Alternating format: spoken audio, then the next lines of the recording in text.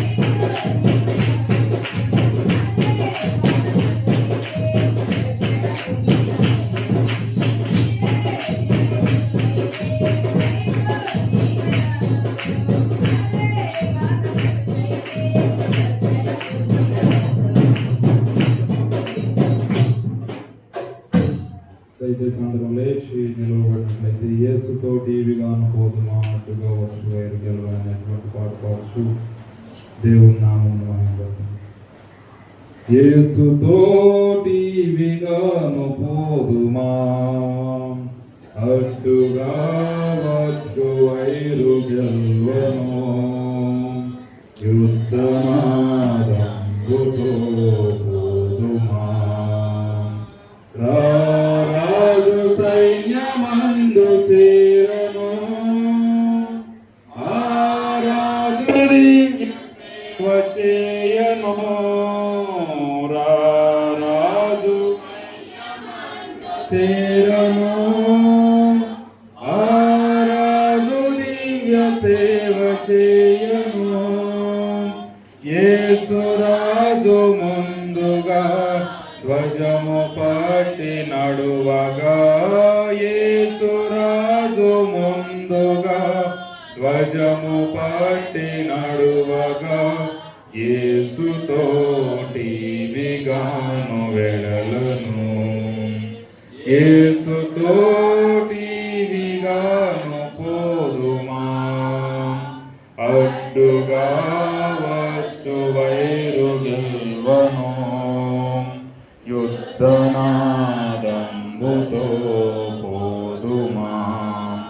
అందరం అదే విధంగా నిలిచి ఉండి మన బైబిల్ గ్రంథంలో నుండి 88వ సంకీర్తన మొదటి వచనం నుండి చివరి వరకు ఉన్నటువంటి లేఖన భాగములు చదువుతుండగా మన అందరము కలిసి చెప్పుదాము.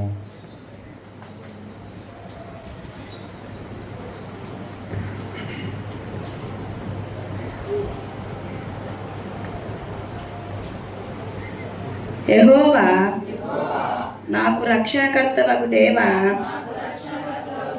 రాత్రివేళ నీ సన్నిధిని మొరపెట్టునాడు. నా ప్రార్థన నీ సన్నిధిని చేరునుగాక. నా మొరకు చెవియొగ్గుము. నేను ఆపదలో నిండి ఉన్నాను. నా ప్రాణము పాతాళమునకు సమీపించి ఉన్నది. సమాధిలోనికి దిగువారిలో నేనొకనిగా ఎంచబడి తిని, నేను ప్రాణలేని వారి వలె అయితిని. చచ్చిన వారిలో విడవబడిన వారనైతిని. నేను సమాధిలో పడి ఉన్న హద్దులలో ఒకని వలె అయితిని. నీవిక స్మరింపవని వారి వలె అయితిని. వారు నీ చేతిలో నుండి తొలగిపోయి ఉన్నారు కదా. అగాధమైన గుంటలోను చీకటి గల చోట్లలోను అగాధ జలములలోను నీవు నన్ను పరుండబెట్టి ఉన్నావు. నీ ఉగ్రత నా మీద బరువుగా ఉన్నది. నీ తరంగములన్నీ నన్ను ముంచుచున్నవి. నా నెలవల్లను నాకు దూరముగా నీవు ఉంచి ఉన్నావు. నీవు వారి దృష్టికి నన్ను హేయలుగా చేసి ఉన్నావు. వెలుపలికి రానల్ల కాకుండా నేను బంధింపబడి ఉన్నాను. బాధ చేత నా కన్ను క్షీణించుచున్నది. యెహోవా ప్రతిదినము నేను నీకు మొరపెట్టుచున్నాను. నీ వైపు నా చేతులు చాపుచున్నాను. మృతులకు నీ అద్భుతములు చూపెదవా. ప్రేతలు లేచి నిన్ను స్తుతించెదరా. సమాధిలో నీ కృపను ఎవరైనా వివరింతురా. నాశన కూపములోని నీ విశ్వాస్యతను ఎవరైనా చెప్పుకొందురా. అంధకారములో నీ అద్భుతములు తెలియనగునా. పాతాళములో నీ నీతి తెలియనగునా. యెహోవా, నేను నీతో మనవి చేయుచున్నాను. ఉదయమున నా ప్రార్థన నిన్ను ఎదుర్కొనును. యెహోవా, నీవు నన్ను విడిచుటయేలా? నీ ముఖము నాకు చాటు చేయుటయేలా? బాల్యము నుండి నేను బాధపడి చావునకు సిద్ధమైతిని. నీవు పెట్టు భయము చేత నేను కలవరపడుచున్నాను. నీ కోపాగ్ని నా మీదికి పొర్లియున్నది. నీ మహాభయములు నన్ను సంహరించి ఉన్నవి. నీళ్లు ఆవరించినట్లు అవి దినమంతా నన్ను ఆవరించుచున్నవి. అవి నన్ను చుట్టూరా చుట్టుకొని ఉన్నవి. నా ప్రియులను స్నేహితులను నీవు నాకు దూరముగా ఉంచి ఉన్నావు. చీకటియే నాకు బంధువర్గమాయను.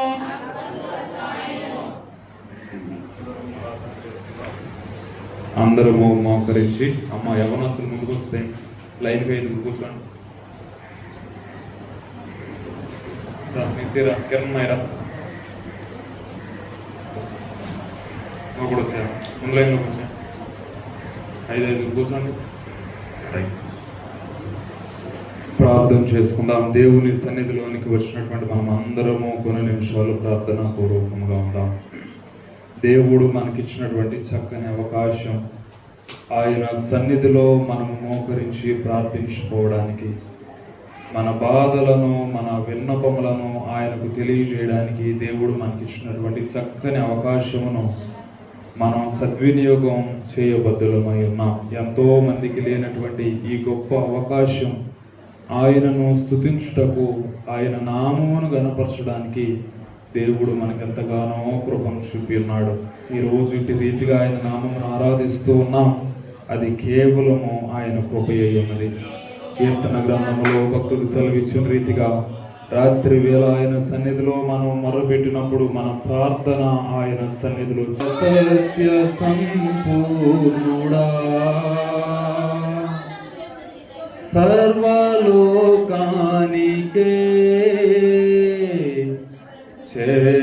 చక్రవర్తివి నీవే యేసయ్యా, సర్వలోకానికే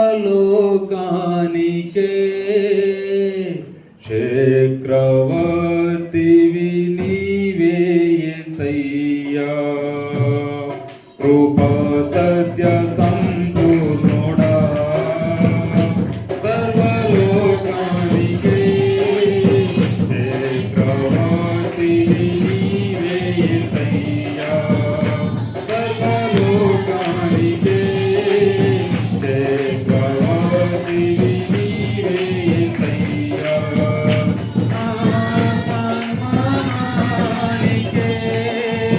మహనీయుడవు నీవేనయ్యా, మహనీయుడవు నీవేనయ్యా, కృపా సత్య సంపూర్ణుడా, సర్వలోకానికే చక్రవర్తివి నీవే యేసయ్యా, సర్వలోకానికే చక్రవర్తివి నీవే యేసయ్యా, ఎర్ర సముద్రము నీ ఆజ్ఞ మేరకు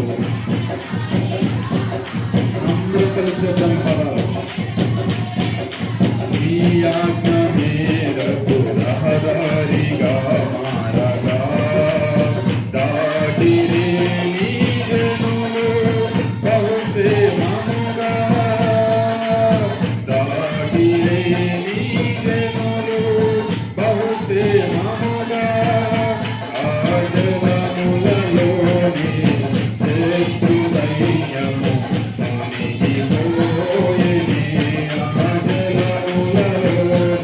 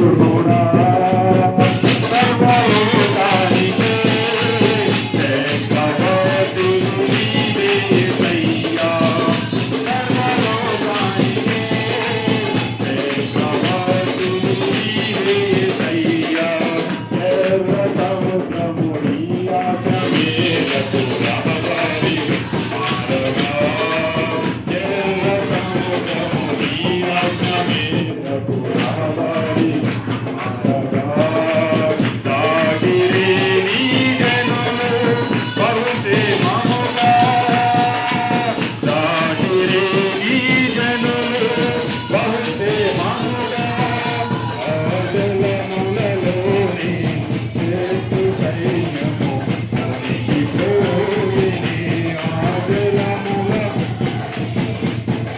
సైన్యము మునిగిపోయిని సర్వసత్య సంపూర్ణుడా సర్వలోకానికే చక్రవర్తివు నీవే యేసయ్యా సర్వలోకానికే చక్రవర్తివు నీవే యేసయ్యా నూతన క్రియను చేస్తున్నానని నీవు సెలవీయగా నూతన క్రియను చేస్తున్నానని నీవు సెలవీయగా నా ఎడారి జీవితమే సుఖ సౌఖ్యముగా నా ఎడారి జీవితమే సుఖ సౌఖ్యముగా నారణ్యరోదన ఉల్లసముగా మారిపోయేనే నారణ్యరోదన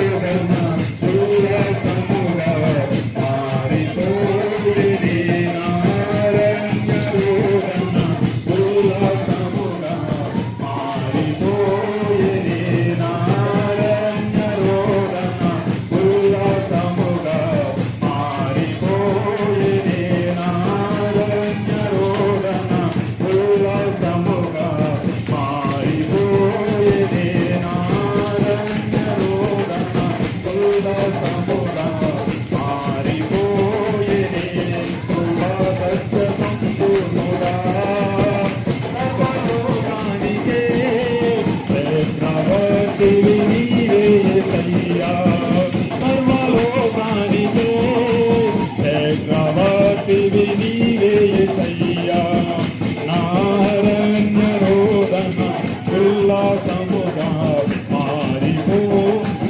ఒకటే కాల సమయంలో దేవుని సన్నిధిలోకి వచ్చినటువంటి మనము దేవుని సన్నిధిలో ఆరాధన చేస్తున్నటువంటి మనము ఆయన కృప కొరకు ఎదురు చూస్తున్నటువంటి మనము అరణ్య రోదనలో మనం చేస్తూ ఉన్నప్పుడు ఉల్లాసముగా మార్చేటువంటి దేవుని సన్నిధి ఎర్ర సముద్రం ఆయన ఆజ్ఞ మేరకు రహదారిగా మార్చినటువంటి దేవుడు ఆయన ప్రజలకు బహుక్షేమమును అనుగ్రహించేటువంటి దేవుడు జలములలో సైతము శక్తి సైన్యమును త్రొక్కివేసేటువంటి దేవుడు నూతన క్రియను మన కుటుంబాల పక్షమును చేస్తున్నటువంటి దేవుడు ఆయన సెలవీయగానే మన ఎడారి జీవితము సౌఖ్యముగా మార్చగలిగేటువంటి దేవుడు అటువంటి దేవుని సన్నిధిలోనికి మనం వచ్చి ఆరాధిస్తూ ఉండగా దేవుని సన్నిధిలో మనము మన కన్నీరు కారుస్తూ ఉండగా ఇంకా జీవితము ఇక్కడ వరకే అనుకున్నప్పుడు ఆయన ఇస్తున్నటువంటి మాట నూతన క్రియను మన పక్షమున చేస్తున్నాను అని చెప్తున్నటువంటి దేవుడు ఎడారి జీవితమును సుఖ సౌఖ్యముగా మార్చేటువంటి దేవుడు అరణ్య రోదనను ఉల్లాసముగా మార్చేటువంటి దేవుడు నీ పక్షమున శత్రువును సైతము కూల్చేటువంటి దేవుడు మనకున్నాడు అటువంటి దేవునిని మనం ఆరాధిస్తూ ఉన్నాం అటువంటి దేవునికి మనము ఆరాధన చేస్తూ ఉన్నాం ఇది గొప్ప భాగ్యము దేవుని సన్నిధిలో మనం ప్రార్థిస్తూ ఉన్నప్పుడు ఎర్ర సముద్రము సైతము ఆజ్ఞ మేరకు రహదారిగా మార్చేటువంటి దేవుడు ఆయన ప్రజల కొరకు క్షేమమును అనుగ్రహించేటువంటి దేవుడు క్షేమాభివృద్ధిని కలిగించేటువంటి దేవుడు జలములలో సైతము శత్రు సైన్యమును ఉంచేటువంటి దేవుడు మన కొరకు ఏ జలమైతే ఉంచడానికి వస్తుందో అదే జలములలో శత్రువును ఉంచేటువంటి దేవుడు ఆయన ప్రజలకు బహుక్షేమమును అనుగ్రహించేటువంటి దేవుడిని మనం ఆరాధిస్తూ ఉన్నాం. మనం ఆరాధిస్తున్నటువంటి దేవుడు సజీవుడు, ఎటువంటి పరిస్థితినైనా మనకు అనుకూలంగా మార్చగలిగినటువంటి సమర్థుడై ఉన్నాడు. శాసనములను సైతము మార్చగలిగినటువంటి దేవుణ్ణి మనం ఆరాధిస్తూ ఉన్నాం. ఆయన కృపా సత్య సంపూర్ణుడైన దేవుడు, సర్వలోకమునకు రాజు. అటువంటి రాజును మనం ఆరాధిస్తూ ఉన్నాం. తండ్రి నీకు స్తోత్రం, స్తోత్రం, స్తోత్రం. హల్లెలూయా, హల్లెలూయా, హల్లెలూయా. కృపా సత్య సంపూర్ణుడైన మా దేవా, మా రక్షక, నీ ప్రశస్తమైన పాద సన్నిధి మేము చేరి నామమును మహిమపరుస్తూ మీరు మాకు ఇస్తున్న కృపను బట్టి మీకు వందనాలు చెల్లిస్తూ ఉన్నాం ప్రభువా. ఇటు రీతిగా 2026వ సంవత్సరం మే నెల 3వ వారంలో ఈ నామమును స్తుతించడానికి మీరు మాకు ఇచ్చినటువంటి ధన్యతను బట్టి మీకు వందనాలు చెల్లిస్తూ ఉన్నాం ప్రభువా. ఇది కేవలం నీ కృపయే ఉన్నది నాయన తండ్రి. ఎంతో ఎండలలో తండ్రి వడగాలుపులు ఇవన్నీ ఉన్నప్పటికీ మీరు మాకు ఇస్తున్నటువంటి క్షేమమును బట్టి, భద్రతను బట్టి మీకు వందనాలు చెల్లిస్తూ ఉన్నాం. గత దినాల్లో తండ్రి పెద్ద తుఫాను వచ్చి తండ్రి సుమారు 250 మంది తండ్రి గాలులోనే ఎగిరి వారు చనిపోయినటువంటి సందర్భములు అయినప్పటికీ మీరు మాకు కాపుదలను ఇస్తూ ఉన్నారు నాయన. దేవా, ఎండలో మేఘ స్తంభమై తండ్రి, రాత్రి వేళ అగ్ని స్తంభమై మమ్మల్ని కాస్తున్న విధానం బట్టి మీకు వందనాలు నాయన. ఇశ్రాయేలును కాపాడువాడు కునుకుడు నిద్రపోడు అనేటువంటి వాగ్దానమును మా పక్షమున నెరవేరుస్తున్నందుకు మీకు వందనాలు నాయన. మీరు మాకు ఇస్తున్న క్షేమమును బట్టి మీకు వందనాలు, మీరు మాకు ఇస్తున్న ఆరోగ్యమును బట్టి మీకు వందనాలు. మీరు మా ఎడలు చూపుతున్నటువంటి ప్రతి కృప కొరకై నీ సన్నిధిలో ప్రార్థిస్తున్నాం ప్రభువా. దేవా, ఈ యొక్క సమయంలో ప్రత్యేక సంఘంలో ఉన్న బిడ్డల్లో ఎవరైతే అనారోగ్యంలో ఉన్నారో వారిని బట్టి ప్రార్థిస్తూ ఉన్నాం. బిడ్డలకు చక్కని ఆరోగ్యములు మీరు అనుగ్రహించమని ప్రార్థిస్తూ ఉన్నాం ప్రభువా. ఏ అవసరత అయితే బిడ్డలు ఉన్నారో ప్రభు, వారి అవసరతలు మీరు తీర్చమని ప్రార్థిస్తూ ఉన్నాం నాయన. మీరు సహాయం చేయు దేవుడు అయ్యా, మీరు కృపను చూపు దేవుడు అయి ఉన్నారు నాయన. మీ సన్నిధిలో ప్రార్థిస్తూ ఉండగా చేయబడినటువంటి ప్రతి ప్రార్థనకు మీరు జవాబు అనుగ్రహించండి దేవా. మా సంఘ నిర్మాణం విషయం అవసరమైనటువంటి ప్రతి అవసరతను కూడా మీరు తీర్చండి నాయన. కేవలం నీ కృప నాయన, మా శక్తి కాదు, మా బలము కాదు నాయన, నీ ఆత్మ ద్వారా చేయాలనేటువంటి ఆశ ఉన్నది నాయన. మీ కృపను కాపుదలను మాకు తోడుగా ఉంచి భద్రపరచమని ప్రార్థిస్తూ ఉన్నాం. కార్యక్రమం ముందుకు వెళ్ళి చూడగా ప్రభు, వాక్య ధ్యానంలో మీరు మాతో ఉండండి, వాక్యం ద్వారా మాతో మాట్లాడమని ప్రార్థిస్తూ వచ్చిన ప్రతి బిడ్డను మరొక పర్యాయం పాద సన్నిధికి సమర్పిస్తూ యేసు నామమున అడిగి వేడుకొనుచున్నాము తండ్రి, ఆమేన్, ఆమేన్. దయచేసి అందరం కూర్చున్నాం. ఇది సాక్ష్యాలకు సమయం కనుక దేవుడు మీ జీవితాల్లో జరిగించినటువంటి కార్యములను మీరు సంఘం ఎదుట పంచుకోదలిచినట్లయితే ఇది మీకు సమయం.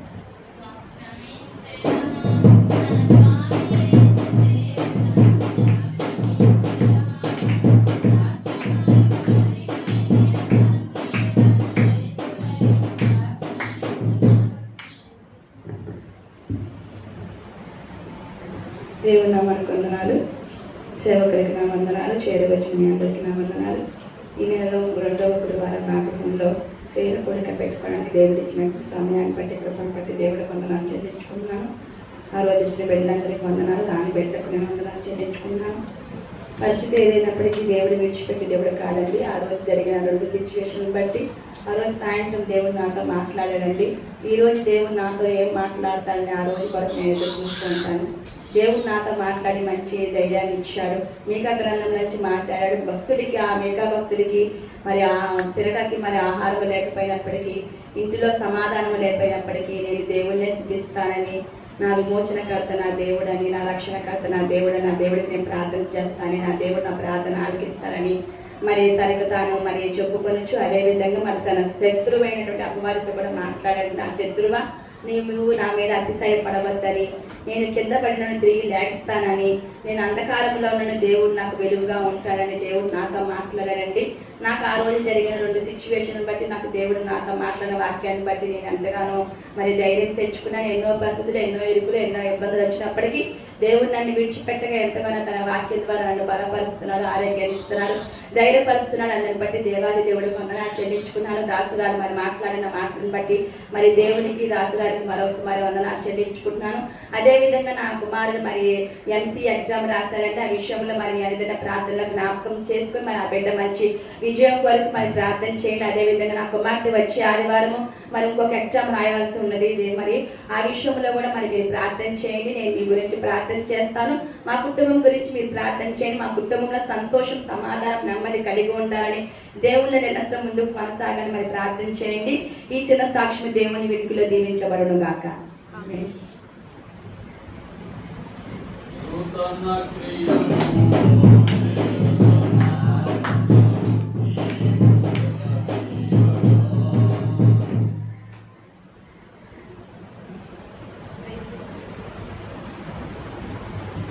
Praise the lord.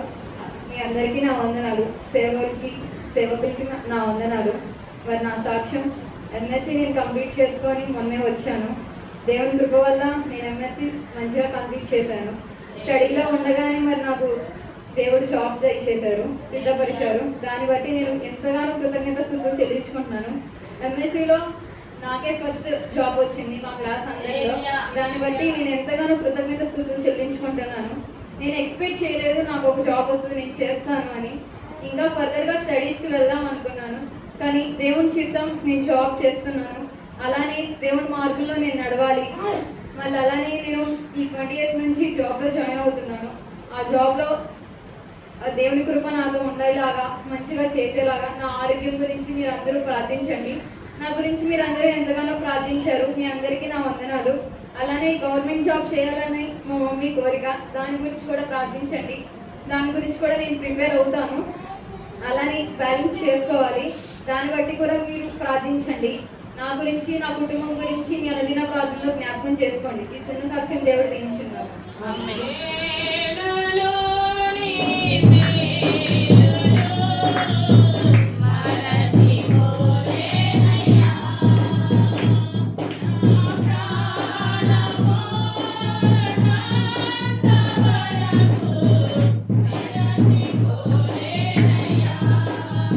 స్తోత్రం. నా తండ్రి మీకు వందనాలు. సాక్ష్యం ఇచ్చిన బిడ్డలను బట్టి స్తోత్రం. ఆరాధనలో మిమ్మల్ని స్తుతించిన బిడ్డలను బట్టి స్తోత్రం. కొంతసేపు మిమ్మల్ని స్మరణ చేస్తూ మీ మాటలను, మీ వాక్కులను ధ్యానించ సిద్ధపడగా మీరే మాతో మాట్లాడి మమ్మల్ని బలపరచండి. మీ వాక్కు మాకు నూతనమైన బలాన్ని ఇస్తుంది. మీ వాక్కు మాకు చక్కటి జ్ఞానాన్ని ప్రసాదిస్తుంది. మీ వాక్యము మిమ్మల్ని ఎదుర్కోవడానికి సిద్ధపరుస్తుంది. మీ వాక్యము మా బాధలన్నిటినీ మేము జయించినట్లుగా శక్తినిస్తుంది. మీ వాక్యము మాకు కలిగిన బాధలన్నిటిలో నెమ్మదిని కలుగజేస్తుంది. మీ వాక్యము మాకు వెలుగై నిరంతరము నడిపిస్తున్న రీతిని బట్టి స్తోత్రం చెల్లిస్తూ ఆ వాక్కు ద్వారా మాతో మాట్లాడండి. యేసు నామమున ప్రార్థిస్తున్నాను తండ్రి, ఆమేన్. ప్రభు నామములో అందరికీ వందనాలు. మనమంతా కూడా కాసేపు దేవుని వాక్యాన్ని ధ్యానం చేద్దాం. దేవుడు మాట్లాడతాడు. దేవుడు మాట్లాడేవాడని మనందరికీ తెలుసు. మాట్లాడమని ప్రార్థన చేశాం. దేవుడు తప్పక మనతో మాట్లాడతాడు. ఆ మాట్లాడే దేవుని వైపు లేక ఆయన మాటల వైపు మన చెవిని పెట్టాలి. మరి గడిచిన వారంలో నల్లూరి కుమారుడు గారు కొంత బలహీనతలో ఉన్నప్పటికీ దేవుడు స్వస్థత ఇచ్చారు. ప్రభు చేసిన కార్యాన్ని బట్టి ప్రభు నామాన్ని స్తుతిస్తున్నాను. ఈ రీతిగా దేవుడు ఒక్కొక్కరిలో చక్కటి కార్యాలు జరిగిస్తూ, బలపరుస్తూ, లేవనెత్తుతూ, సజీవ లెక్కలో ఉంచుతూ, ప్రార్థన ద్వారా నేను మీతోనే ఉన్నానని దేవుడు రుజువుపరుస్తూ మనల్ని పురికొల్పుతున్నాడు. అంత అండగా ఉన్న దేవదేవునికి స్తోత్రాలు చెబుదాం. కొద్దిగా చెబుదాం. బద్ధకంగా ఉండొద్దే. హల్లెలూయా అన్నప్పుడు చాలామంది ఏమంటారంటే సహజంగా వందనాలు అంటే రియల్గా చేయాల్సింది వందనాలు. అలవాటు అయిపోయింది. హల్లెలూయా అంటే హల్లెలూయా. అరే రా అన్న వస్తాడా, వినపడలా, అంటేనే కదా ఏదో ఒక సిగ్నల్. అలాగే మనం చాలా వరకు నాకు అనిపిస్తుంది ఏంటంటే చేసి చేసి అలసిపోయే ఉందిలే, చేయి ఎత్తాల్సిన అవసరం లేదు. హల్లెలూయా. అదేదో సినిమా వచ్చింది ఆ మధ్య, ఎవడ గోల ఆడిదని. మీరు చూసారేమో, నేనైతే చూడలేదు. అది కొద్దిగా స్టోరీ చెప్పేవాడిని. ఎవరి గోలలో వాళ్ళు ఉండకూడదు, మనందరం దేవుని గోలలో ఉండాలి. మనందరం దేవుని స్పర్శతో నింపబడాలి. మనమంతా దేవుని కృప కొరకు ఆరాటపడాలి. మనమంతా దేవుని కొరకు నిలబడాలి. ఎందుకంటే మనుష్య కుమారుణ్ణి ఎవరైతే బాహ్యంగా అంటే సమాజం ఎదుట ఒప్పుకుంటారో, రాబోయే రోజుల్లో దేవుడు కూడా తన దూతల ఎదుట మనలను ఒప్పుకుంటాడు. ఇప్పుడు మనం ఎరుగము అన్నట్టుగా ఉంటే, రేపు ఆయన కూడా మీరెవరో నాకు తెలియదు, వెళ్ళి రావచ్చు అని తలుపు వేయబడుతుంది. నేర్చుకుందాం, ప్రభు చిత్తంలో ముందుకు వెళదాం. దేవుడు చాలా విషయాలు మనతో మాట్లాడుతున్నారు. ఆయన ఎంతైనా నమ్మదగిన దేవుడు. ఆయన్ని కలిగి ఉండడం ద్వారానే ఈ స్థితిలో నీవు ఉన్నావని దేవునికి కృతజ్ఞతాస్తుతులు చెల్లిస్తూ, దేవుని ప్రజలందరూ కూడా ఒకే ఆత్మ కలిగి ఒకే బండలోనిది పానము చేస్తూ ప్రభువుని సేవించ బద్ధులమయ్యుండి ఆ దిశగా వెళ్ళవలసిన వారమై ఉన్నాము. కాస్త సురుగ్గా ఉందాం. మనం ఎప్పుడు పనుల ఒత్తిడి, ఇంట్లో ఒత్తిడి, ఎక్కడా అంతగా నవ్వు ఉండదు. కానీ దేవుని సన్నిధిలో రాత్రి మనం ధ్యానం చేసినట్లుగా ఏం చేయాలంట? ఎల్లప్పుడూ సంతోషించండి, ఎడతెగక ప్రార్థన చేయండి అని ప్రభువు చెప్పారు. ఆ ప్రకారంగా మనం ముందుకు వెళదాం. కొద్ది నిమిషాలు ప్రభు మాటలను మనం జ్ఞాపకం చేసుకుందాం. గత వారం మనం ధ్యానం చేశాం. ఏం ధ్యానం చేశాం అంటే, దేవుని కొరకు ఆసక్తి కలిగి ఉండాలి, దేవుని కొరకు మనము నిలబడాలి. ఈ రోజున దేవుని కోసం మనం నిలబడితే ఒక రోజు వస్తుంది, అప్పుడు దేవుడు మన కోసం నిలబడతాడు. మాత్రమే కాదు, మనము బాధ్యత లేని వాళ్ళం కాదు, బాధ్యత కలిగిన వాళ్ళం. మన భుజాల మీద దేవుడు తన రాజ్యభారాన్ని పెట్టాడు. ఆ ప్రకారంగా మనం భారముతో దేవుని సన్నిధిలో ముందుకు సాగుతూ, ఏదైనా మనం కన్ను మూసే లోపు దేవుని కోసం ఏదో ఒకటి సాధించి చేసి కన్ను మూస్తే ఒకరోజు దాని ద్వారా చక్కని ప్రతిఫలాన్ని ఆయన దగ్గర పొందుకుంటాం. ఆయనే బహుమానాన్ని ఇస్తాడు. ఎందుకంటే ఆయన మనల్ని రక్షించడానికి ఏం చేశాడు? ప్రాణాన్ని పెట్టేశాడు, ప్రాణాన్ని పెట్టాడు. ఇంకేం పెట్టాలి? ఇంకేం పెట్టాలి? అందుచేత దేవుని కోసం మనం నిలబడడం అనేది చాలా ప్రాముఖ్యం. నేను గత 3-4 వారాలుగా జ్ఞాపకం చేస్తున్నాను. ఇర్మియా 9వ అధ్యాయాన్ని, అలాగే రోమాపత్రిక 10వ అధ్యాయాన్ని, ఈ 2 అధ్యాయాలను అటు పాత నిబంధనలో ఇటు క్రొత్త నిబంధనలో ఈ 2 అధ్యాయాల్లో ఉన్నటువంటి కొన్ని విషయాలు మిళితం చేసి మనం ధ్యానిస్తున్నాం. అది ఏంటంటే, నా కన్ను లేక నా తల జలమయముగా ఉండిన ఎడల నాకు మేలు, అది ఉంటే అలా బాగుండును. ఎందుకంటే నా జనులలో హతులైపోతున్న వాళ్ళు చాలా మంది ఉన్నారు అని తన తల బావిగా, నీళ్ల బావిగా ఉండాలని ఇర్మియా కోరుకుంటే, అపోస్తలుడైనటువంటి పౌలు ఇశ్రాయేలీయులందరూ కూడా రక్షణ పొందాలని హృదయాభిలాషతో నిత్యము వారి కొరకు ప్రార్థన చేస్తూ వారిలో 2 లోపాలు ఎత్తి చూపిస్తున్నాడు. ఒకటి, వాళ్ళకి దేవుడు అంటే ఆసక్తి ఉంది, కానీ అది ఎలాంటిది కాదు? దైవ జ్ఞానానుసారమైనటువంటిది కాదు. రెండవ లోపం చూపిస్తున్నాడు. ఏంటి రెండవ లోపం?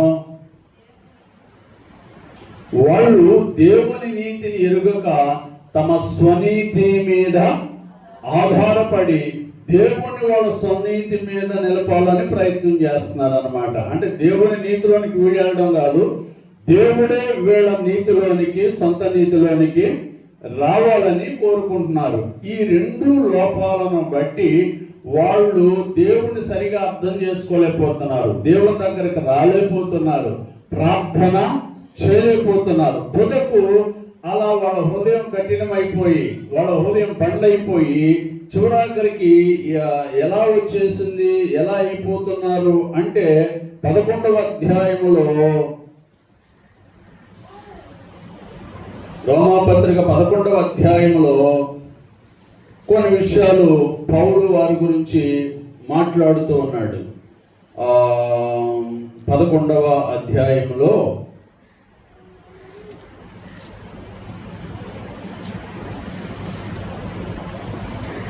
7వ వాక్యం, అలాగైనా ఏమగును, ఇశ్రాయేలు వెదుకున్నది ఏదో అది వారికి దొరకలేదు, ఏర్పాటు నొందిన వారికి అది దొరికెను, తక్కిన వారు కఠిన చిత్తులైరి.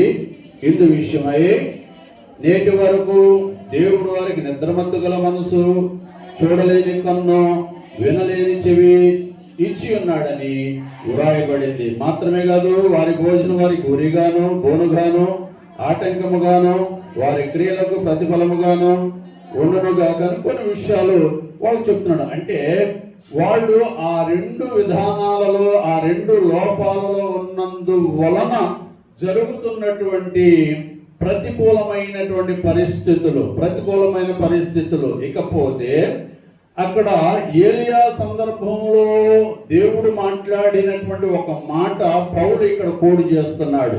అది ఏంటంటే, బయలునకు మోకాళ్ళునని 7,000 మంది పురుషులు ఉన్నారు అని. వీళ్ళు ఏం చేయట్లే, వీళ్ళు బయటికి వచ్చి మేము ఉన్నాము అని నిలబడలేని పరిస్థితుల్లో ఉన్నారన్న సంగతి మనం ఆలోచించాలి. అందుచేత ఇక్కడ వాక్యాన్ని మనం గమనించినప్పుడు వాళ్ళలో 2 లోపాలు ఉన్నాయి. ఇశ్రాయేలీలలో వాళ్ళు రక్షణ పొందకపోవడానికి, దేవునిగా మహిమ పరచకపోవడానికి, దేవుని మహిమగా చూడకపోవడానికి 2 కారణాలు. ఒకటేమో చెప్పండి, ఒకటేమో ఆసక్తి ఉంది కానీ దేవుని జ్ఞానానుసారమైంది కాదు.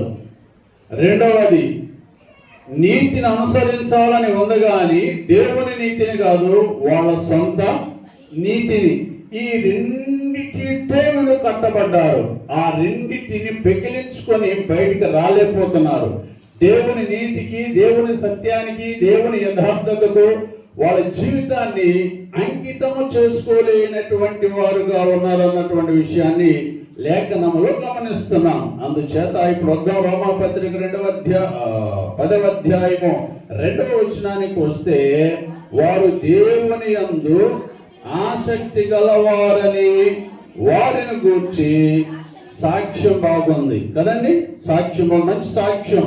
గమనించాలి, కొంతమందికి రక్షణ లేకపోయినా, మారు మనసు లేకపోయినా, దేవుడు అంటే మహా ఆసక్తి ఉండదు. దేవుడు లేకపోతే ఏం చేయగలమండి అంటారు. కానీ చెప్పండి, ఆసక్తి ఉండదు కానీ అది ఏ సంబంధమైంది కాదు, దేవుని జ్ఞానానుసారమైన, అంటే వాక్యానుసారమైనటువంటిది కాదు.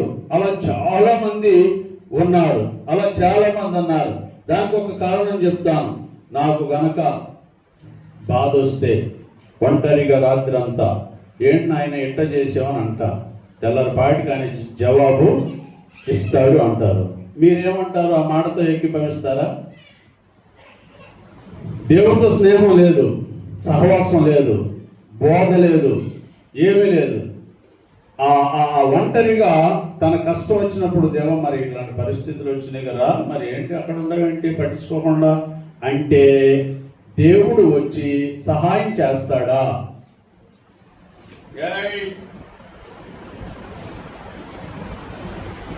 అది లేఖనానుసారమైన జ్ఞానము కాదు. లేఖనానుసారమైనటువంటి జ్ఞానము మనకి అవసరం. కనుక ఈ ఆసక్తుల గురించి కొన్ని సంగతులు గత వారంలో మీకు జ్ఞాపకం చేశాను. కొన్ని విషయాలు మనం జ్ఞాపకం చేసుకున్నాం. ఆ 10వ అధ్యాయం 2వ వాక్యములో మనం గమనించినప్పుడు వారు దేవుని యందు ఆసక్తి గలవారని వారిని గురించి సాక్ష్యం ఇచ్చుచున్నాను, అయినను వారి ఆసక్తి జ్ఞానానుసారమైనది కాదు. వారి ఆసక్తి జ్ఞానానుసారమైనది కాదు. బాగా ఆలోచించండి. వారి ఆసక్తి ఎవరి మీద? దేవుని మీదే. కానీ అది ఎలాంటిది కాదు? జ్ఞానానుసారమైనది కాదు. దేవుని వాక్య జ్ఞానానుసారమైనటువంటి కానీ ఆసక్తిలో ఉన్నారు. ఇప్పుడు మనం ఆలోచించాలి, మన ఆసక్తి ఎలా ఉంది? జ్ఞానానుసారమైనటువంటి ఆసక్తేనా? అవసరాల కోసమైనటువంటి ఆసక్త, లేకపోతే దేవుణ్ణి ఉపయోగించుకోవడానికి కలిగినటువంటి ఆసక్త, లేక దేవుణ్ణి వాడుకోవడానికి మనం కలిగి ఉన్నటువంటి ఆసక్త అనేది ఆలోచించాలి. మనకు కావలసింది ఏంటంటే దేవుని లేఖన జ్ఞానానుసారమైన ఆసక్తి మనకు ఉండాలి. ఆ ఆసక్తి మనకుంటే దేవుడు మెచ్చుకోవడానికి అవకాశం ఉంది, దేవుడు దగ్గరకు రావడానికి అవకాశం ఉంది, దేవుడు బలపరచడానికి అవకాశం ఉంది, ప్రార్థన ఆలకించి ప్రార్థనకు ప్రతిఫలం ఇవ్వడానికి కూడా అవకాశం ఉంది. అందుచేత ప్రభు బిడ్డలారా, ఈరోజు వాక్యము ద్వారా మనం ప్రశ్న వేసుకొని ప్రభు చిత్తంలో ముందుకు వెళ్దాం. నీ ఆసక్తి ఎలా ఉంది? నీకున్న ఆసక్తి మంచిదే, కానీ ఆ ఆసక్తి ఎలాంటిది? పౌలు గురించి ఒక మాట చెప్పి నేను ముందుకు వెళ్తాను. పౌలు ఏమంటున్నాడంటే, ఇప్పుడు ఇశ్రాయేలును గురించినటువంటి వారి రక్షణ గురించిన నా హృదయాభిలాష అన్నాడు.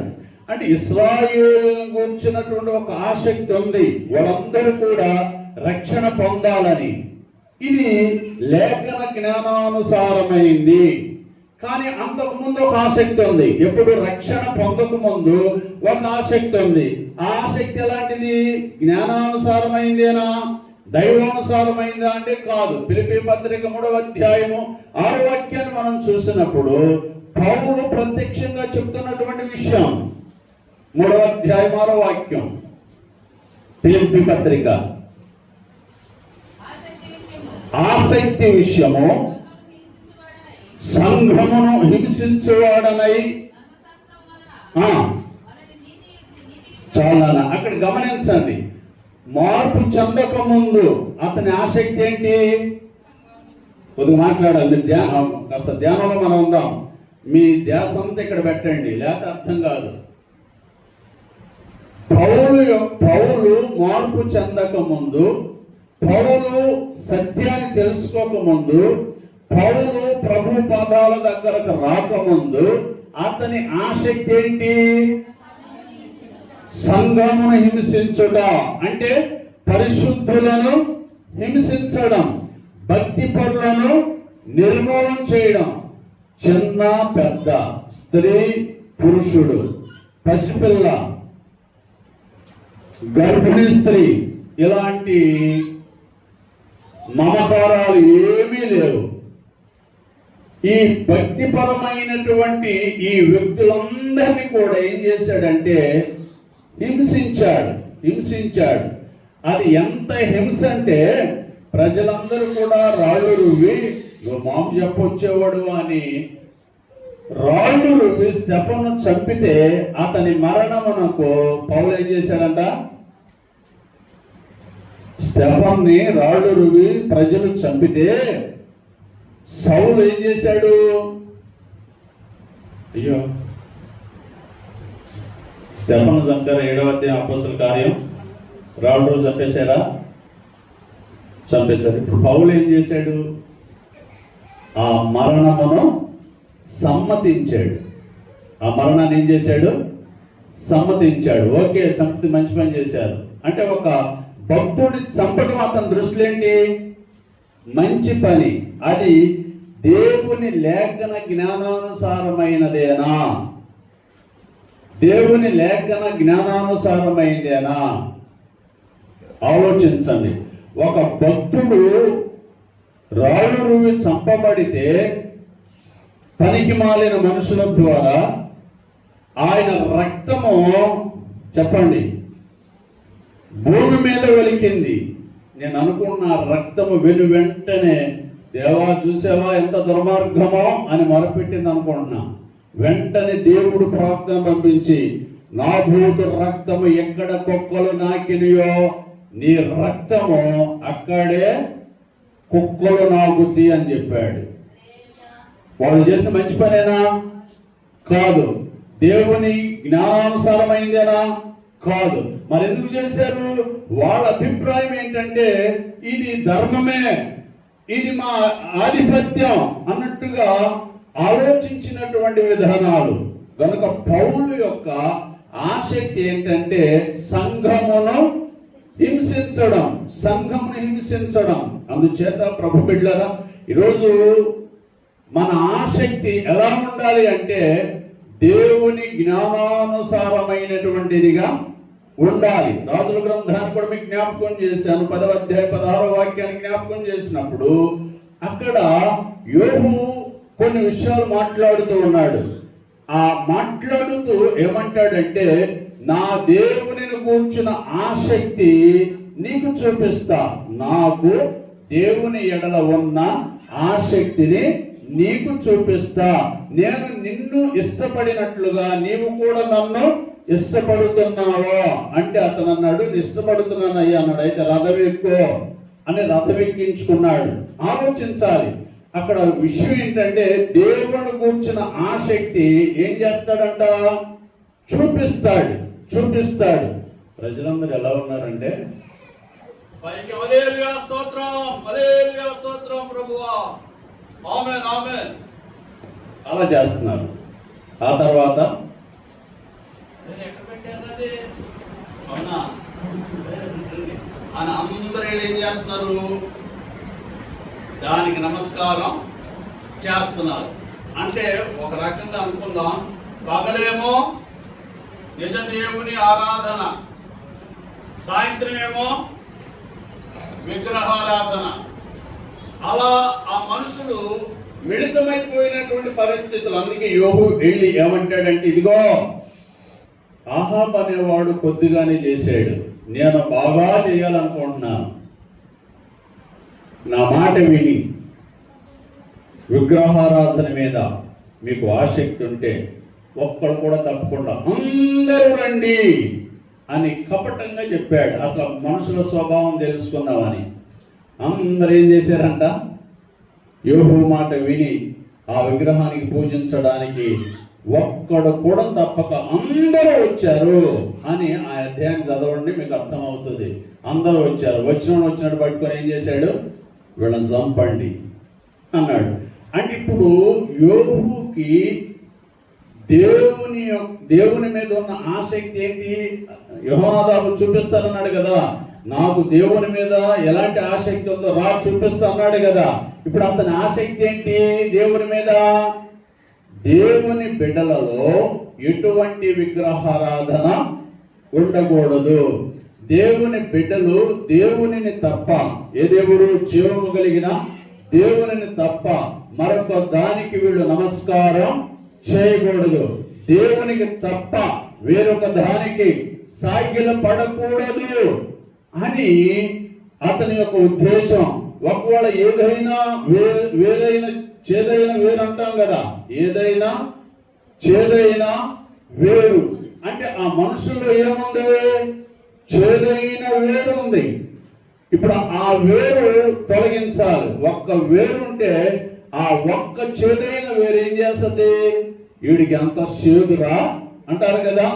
ఆ ఒక్క వేరైన చేదు చెప్పండి ఆ వేర్లన్నిటినీ పాడు చేస్తుంది అన్నటువంటి ఉద్దేశంతో ఆ పౌలు ఎబ్రీ పత్రికలో రాస్తూ చేదైన వేరు ఏదైనా నాలో ఉందేమో నీ ప్రభు చేత దాన్ని తెలియజేసి దాన్ని తీసే ప్రభువా అని అడుగుతున్నాడు. కనుక ఈ ప్రజల్లో చేదైన వేరు ఏది ఉండకూడదు. దేవుడు 10 ఆజ్ఞలో చెప్పినటువంటి మొదటి మాట ఏంటంటే నేను తప్ప వేరొక దేవుడు నీకు ఉండకూడదు. నువ్వు ఎక్కడైనా సాగిలు పడాలంటే నా దగ్గరే సాగిలు పడాలి. నువ్వు ఎక్కడైనా మోకరించాలంటే నా దగ్గరే మోకరించాలి. నువ్వేదైనా అడగాలంటే నన్నే అడగాలి. నువ్వేదైనా పొందుకోవాలంటే నా దగ్గరే పొందుకోవాలి, నా నుండే పొందుకోవాలి, ఎవరు లేరు అని దేవుడైన యెహోవా మాట్లాడినటువంటి విషయాలు నిర్గమాకాండం 20వ అధ్యాయములు మనం గమనిస్తాం. అందుచేత దైవలేఖనంలో ఉన్నటువంటి సంగతిని చూస్తే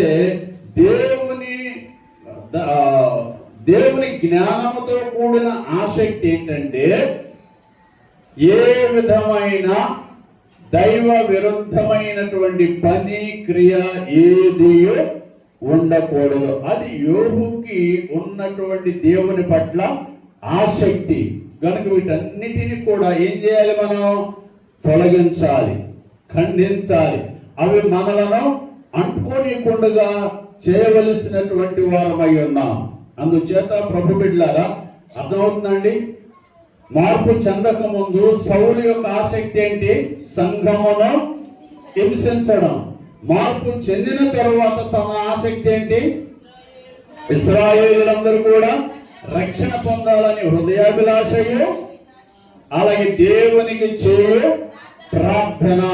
ఇప్పుడు గమనించండి, రోమాపత్రిక 10వ అధ్యాయం 2వ వాక్యంలో ఉన్నటువంటి ఆసక్తి ఏమై ఉండాలి? దైవ జ్ఞానానుసారమైన ఆసక్తి ఉండాలి. ఫిలిప్పీ పత్రిక 3వ అధ్యాయం 6వ వాక్యంలో చదివేమే, ఆ ఆసక్తి దేని గురించింది?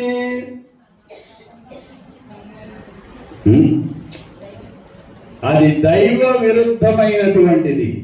అది దైవ విరుద్ధమైనటువంటిది, దైవ జ్ఞానానుసారమైనటువంటిది కాదు అనే సంగతి మనం ఆలోచించాలి.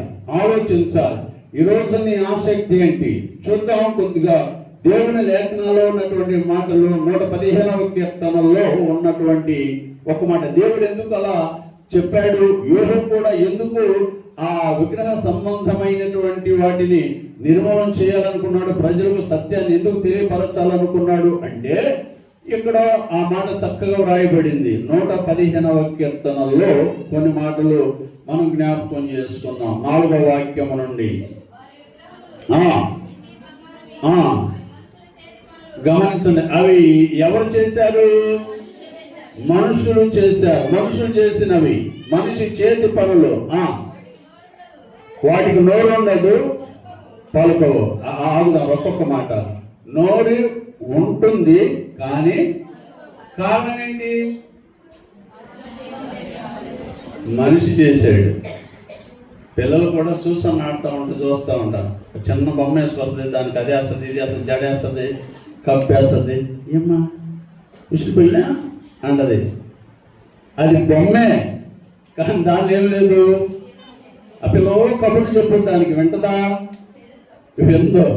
అది ఒక బొమ్మ, ఒక ఆకారం అంతవరకే. దానిలో ఎటువంటి స్పర్శ అనేది లేదు.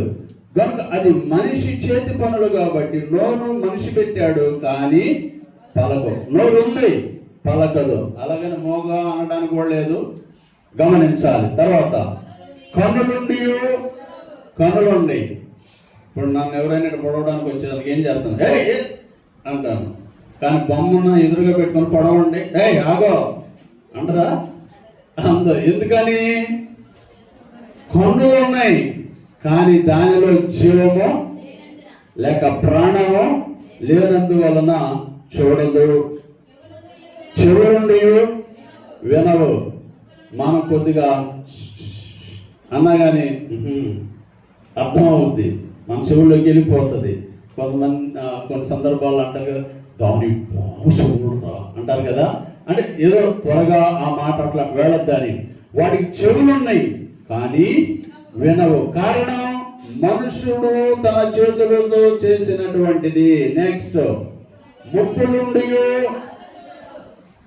మీరు మంచి బిర్యానీ వండేటప్పుడు మీ ఇంట్లో బొమ్మకి కొద్ది ఉప్పు చూడమే అనండి, చూస్తాయా? చూడు.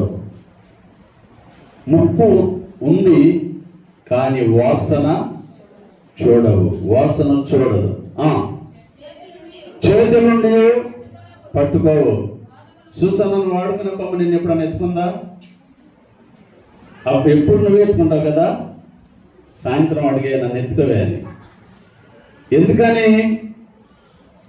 చేతులుండి పెద్ద మనుషుడు చేశాడు కాబట్టి.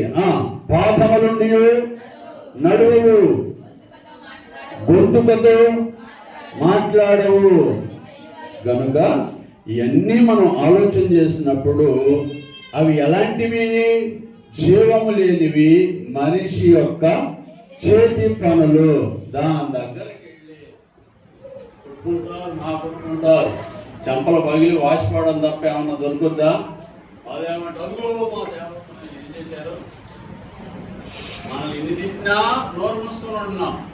కానీ ఒక్క మాట విగ్రహారాధన చేయకూడదని ఎవరి నోట ఉంటే దేవుని బిడ్డల నోట వచ్చిందా?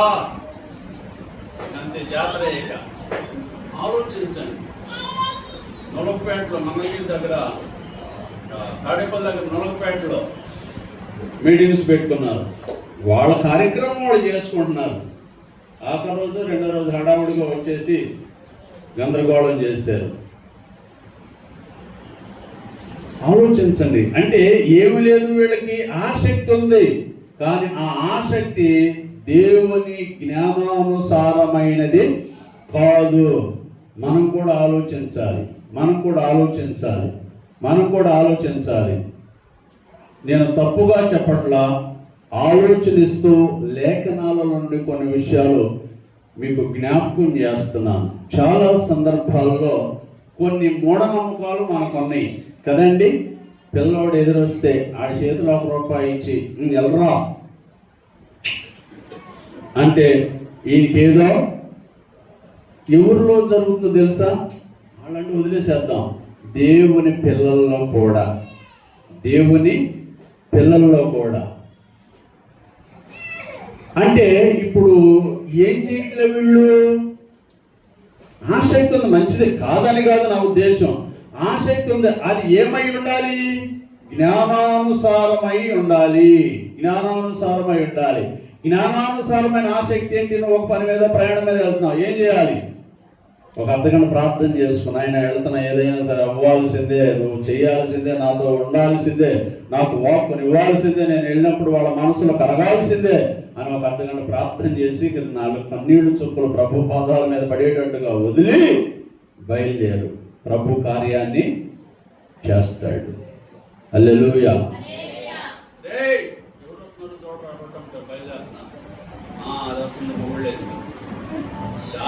అదే పనిగా రోడ్ల మీదే ఏం చేస్తుందండి. ఇది దైవ జ్ఞానానుసారమైన ఆసక్తి అని అంటారా?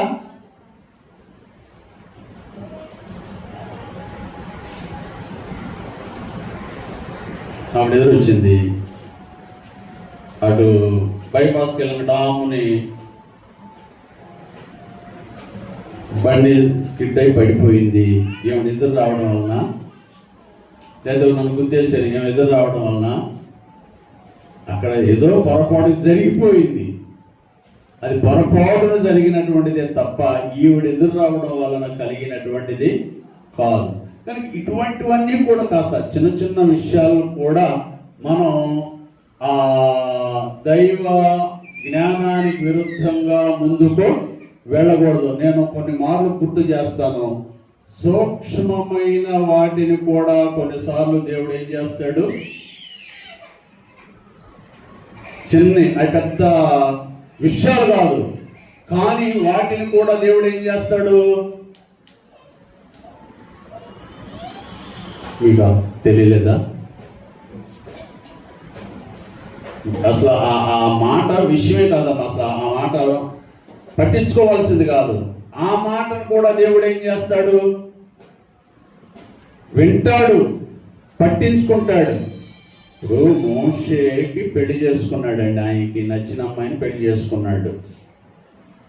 అహరోను మిరియాము కూర్చొని, రే అన్నయ్య ఏంట్రాడు అంత మురిగిదాన్ని, సారీ ఏమనుకోబాకండి, అంత మురుగుదాన్ని చేసుకున్నాడు అంటారా? ఏమో మరి అది నచ్చిందే వాడికి. అసలు ఎంత అంటా ఉంది ఈ రంగు తెచ్చుకోవటం అని మిరియాము అంటుంది.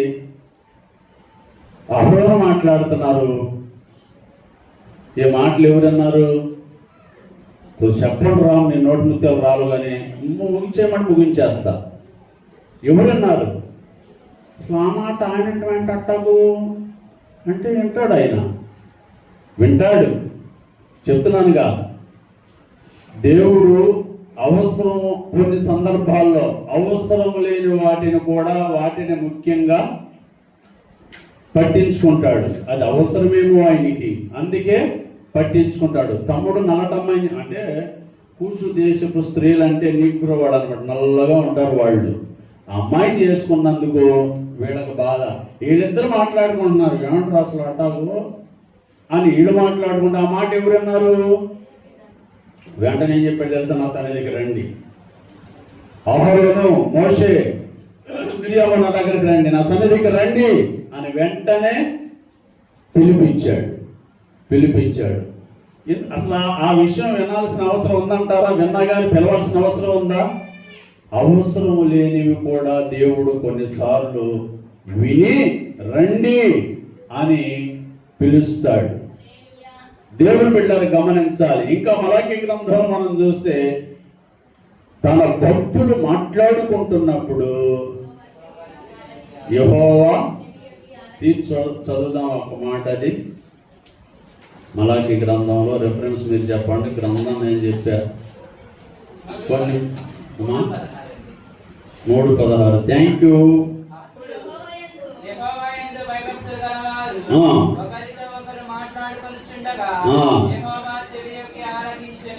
ఆమేన్. ఎవరు మాట్లాడుకుంటుంటే? యెహోవా భక్తులు మాట్లాడుకుంటుంటే దేవుడు ఏం చేస్తాడంట? చెవియొగ్గి. అసలు మనమేం మాట్లాడుకున్నాం, ఆయనేం విన్నాడు. మనం మాట్లాడింది ఏంటి, ఆయన విన్నది ఏంటి? మనం ఏం మాట్లాడుకున్నాం చెప్పండి? మనం ఏం మాట్లాడుకుంటాంరా? ఏదో మాట్లాడుకుంటాం కలిసామంటే, అవునా కదా? భక్తులు మాట్లాడుకుంటుండగా ఆయన వింటాడు. జాగ్రత్త సుమ, జాగ్రత్త.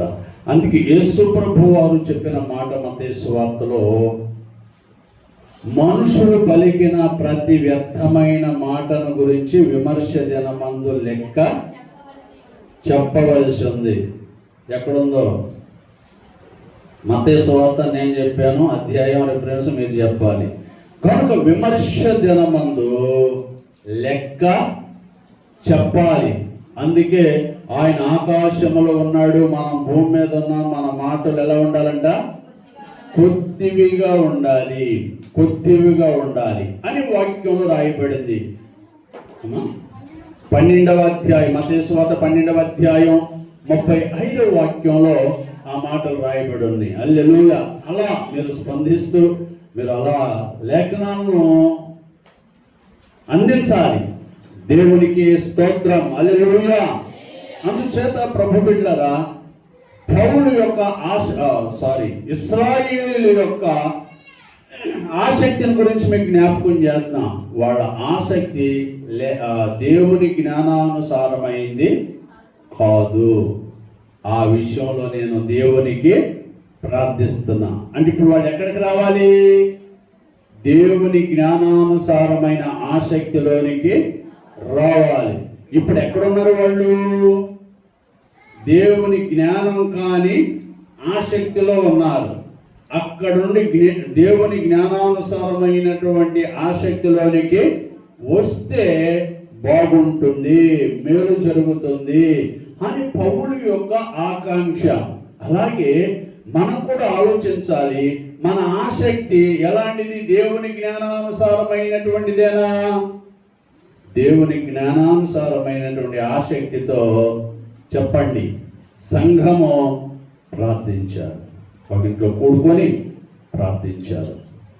దైవజనుడైన పేతురు దేవుని వీళ్ళు చేస్తున్న ప్రార్థన బట్టి, దేవుని దగ్గరికి వెళ్తే దేవుడు దూతకు ఆజ్ఞాపిస్తే దూత శరసాల్లోకి వచ్చి పేతురును బయటికి, అంటే మనం చేసే ప్రార్థన లేక మనం చేసే ప్రార్థన ఆసక్తితో ఉండాలి. అది ఏ ఆసక్తి? దేవుని జ్ఞానానుసారమైన ఆసక్తి. ఆ ఆసక్తితో కూడిన ప్రార్థన ద్వారా దేవుడు తన దూతను చెప్పండి నీ దగ్గరికి పంపిస్తాడు. బంధకాలు ఊడిపోతే అది నీ కలగానే ఉండదు, కానీ అది నిజంగానే జరుగుతూ ఉంటుంది. అందుచేత వాళ్ళ ఆసక్తి ఎలాంటిది అంటే అత్యాసక్తి అని ఉంది కదా, వాళ్ళ అత్యాసక్తి ఏంటంటే మనం ప్రార్థిద్దాం, దేవుడు కార్యం చేసి దైవజనుడైన పేతును బయటికి తెస్తాడు. అది దైవికమైన ఆసక్తి. కార్యం జరిగిందా లేదా?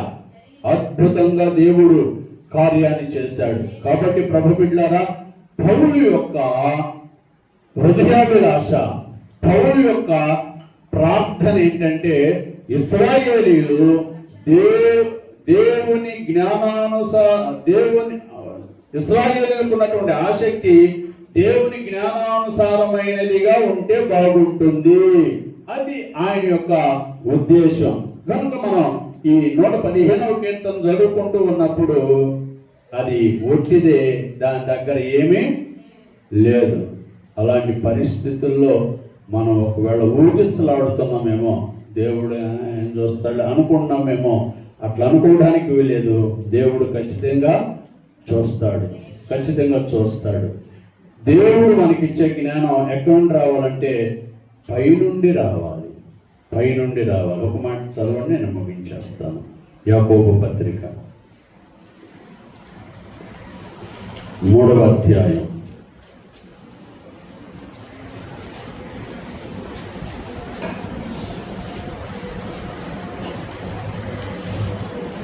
5వ వచనం. చిన్నదైన అవయవమైన బలుగా తిరిపడును. ఎంత కొంచెం నిప్పు ఎంత విస్తారమైన అడవి. 3:15 యాకోబు 3:15.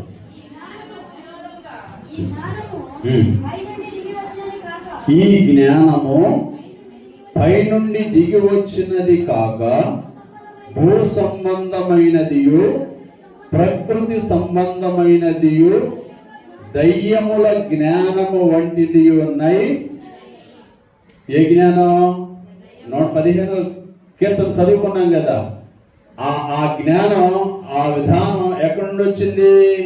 పైనుండి వచ్చింది కాదు.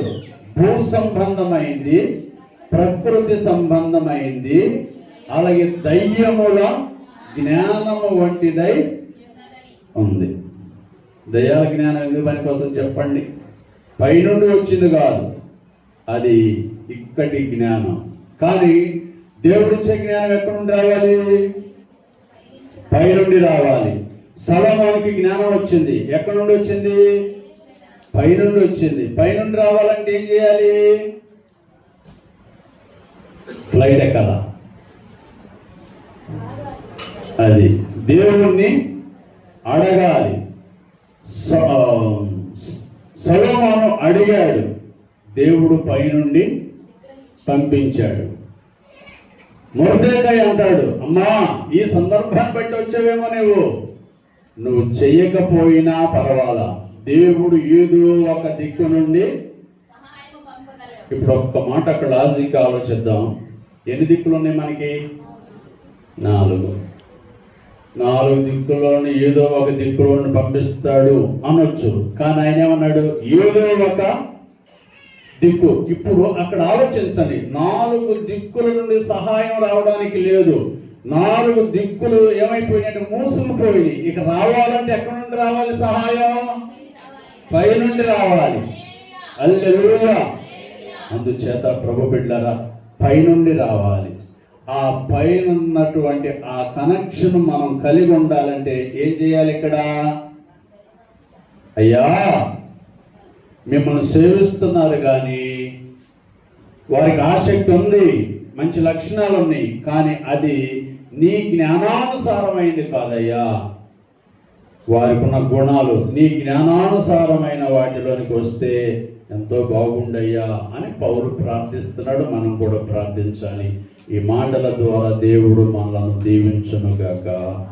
అవి మన హృదయంలో ఫలించును గాక.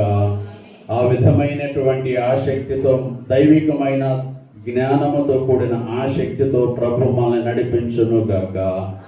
ఆమేన్. ప్రార్థన చేసుకుందాం. స్తోత్రం స్తోత్రం స్తోత్రం. హల్లెలూయా హల్లెలూయా. అందరం ప్రార్థన చేసుకుందాం. వాక్యాన్ని విన్నాం కదా, ప్రార్థన చేసుకుందాం. ప్రార్థన చేసుకుందాం. అందరం ప్రార్థన చేసుకుందాం. నా మాటలు మీకు అర్థమైనాయని నేను అనుకున్నాను. ప్రభు మాట్లాడాడు. నేను మాట్లాడిన వాడు నేను కాదు, కేవలం దేవుడు వాడుకుంటున్న ఒక పాత్రను మాత్రమే, విశ్వాస పాత్రను మాత్రమే, ఆయన నోటిని మాత్రమే, ఆయన బోరగా నన్ను వాడుకున్నాడు. అంతవరకే. మాటలన్నీ దేవునివే, చిత్తమంతా దేవునిదే, ఉద్దేశాలన్నీ దేవునివే, తలంపులన్నీ దేవునివే, వాక్కులన్నీ దేవునివే. కేవలము ఒక పాత్రగా నన్ను వాడుకున్నాడు.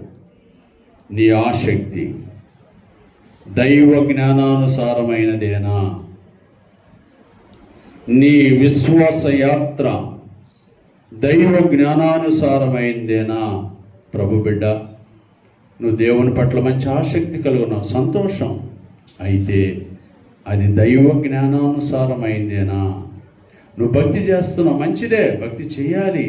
అయితే దైవ జ్ఞానానుసారమైనదేనా? లేక ఇలా చేయొచ్చులే అని నీ మట్టుకు నువ్వు అనుకొని చేసేస్తున్నావా? ఒకవేళ అలా చేస్తున్నావేమో, అది దేవుని జ్ఞానానుసారమైనది కాదు తల్లి.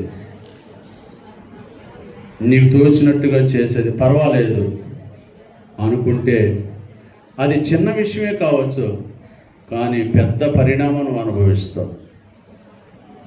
అందులో నీకు దుఃఖం, అందులో నీకు వేదన. అందుచేత ప్రభువు కనువిప్పుగా మాట్లాడింది ఏంటంటే, నీ ఆసక్తి మంచిదే, విశ్వాసం మంచిదే, నీ భక్తి మంచిదే. అయితే దేవుని జ్ఞానానుసారమైన విధానంలో నువ్వు వెళుతున్నావా?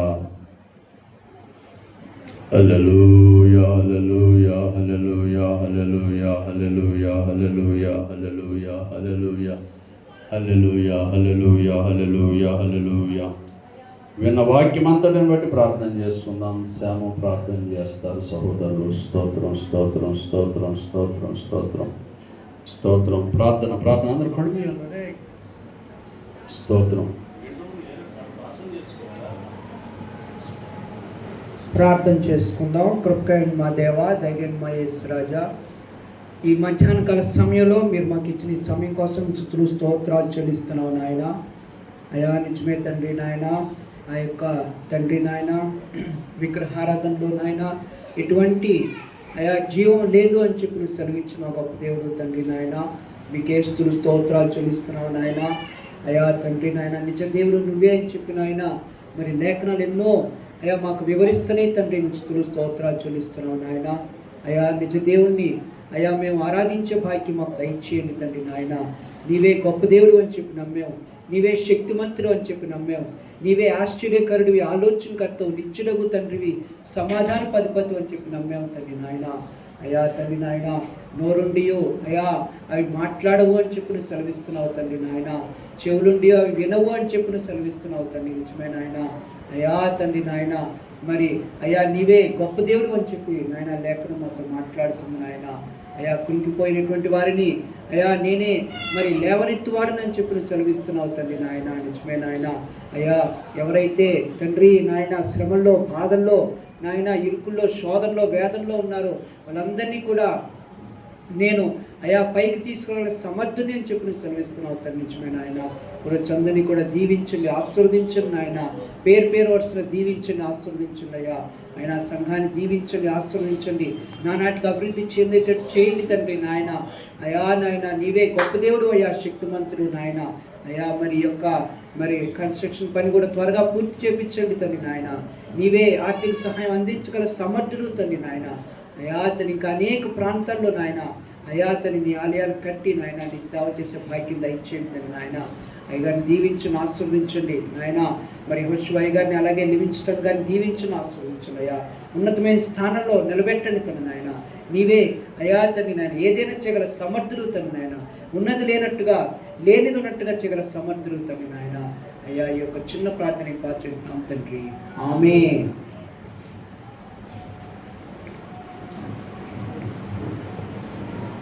మంచిది, దయచేసి అందరం కూర్చుందాం. ఇప్పటి వరకు చక్కగా దేవుని యొక్క వాక్యాన్ని విని ఉన్నాం. ఈ వార కార్యక్రమంలో మనం చూద్దాం. రేపు మంగళవారం సుధా గారి యొక్క గృహంలో స్త్రీల కూడిక జరుగుతున్నది. అదేవిధంగా గురువారం నిక్తా గారి యొక్క గృహంలో స్త్రీల కూడిక, అదేవిధంగా శుక్రవారం పి మణి గారి యొక్క గృహంలో స్త్రీల కూడికలు జరుగుతున్నాయి కనుక ఈ వారంలో జరుగుతున్నటువంటి స్త్రీల కూడికలకు సంఘపక్షముగా మిమ్మల్ని ప్రేమపూర్వకంగా ఆహ్వానిస్తూ ఉన్నాం. దయచేసి అందరూ వెళ్ళడానికి, దాని ద్వారా ఆధ్యాత్మికంగా బలపడడానికి ప్రయత్నించవలసిందిగా మనం చేస్తూ ఉన్నాం.